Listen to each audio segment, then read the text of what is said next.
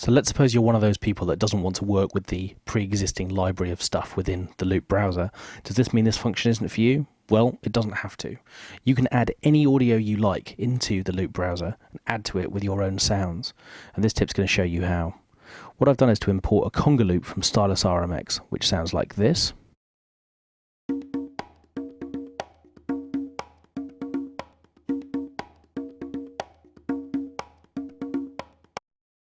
And you can see that I've bounced that down here.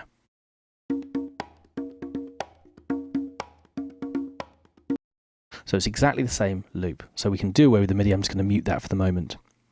So once I've got my percussion loop highlighted, what I can do, you can see here in the audio bin, what I'm then going to do is to convert it into an Apple loop, which I can do very easily in the region menu. I can add it to the Apple Loops library.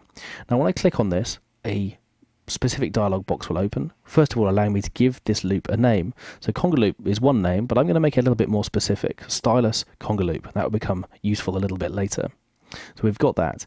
I can then tell Logic that I want this to be a looped part as opposed to a one-shot sequence, which basically means it will play round and round and round in track to tempo. Now, if this was pitched, I'd be able to choose a key for it as well. But as it is, it's just a rhythmic loop. So I now have to decide where I want it to go. And I'm going to put it in all drums in beats. And what I can also do is to tag it with various pieces of information. So it will show up in these menus if I click through the menus to find particular information.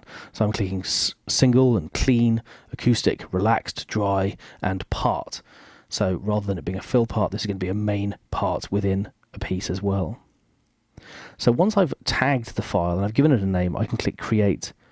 And Logic will then go through the process of bouncing it down and adding it into the Loop browser library, which takes a moment or two.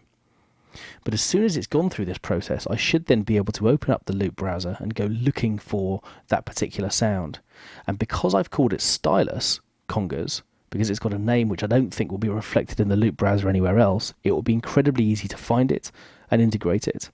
So I've gone into the Loop browser, and because I know the name of the file specifically, I can either go through the browser and go and find it in all drums or in the beats, or indeed I can just simply type its name into the browser. So Stylus will do, and if I press return, we should find the loop comes up as soon as Apple Loops finds it, and here it is. So I'm just going to drag this onto an empty track, and Logic will create an automatic track for me. And I'm then free to enjoy all the benefits of the fact that this is now being converted into an Apple loop. You can see over on the right hand side, next to where it says Stylus Congas, the tempo is 120 because that's where we bounced it down. It's 16 beats long, and at this current tempo, 120 beats per minute, that makes it a 100% match. But if I change the tempo to 110 beats per minute, let's see what happens.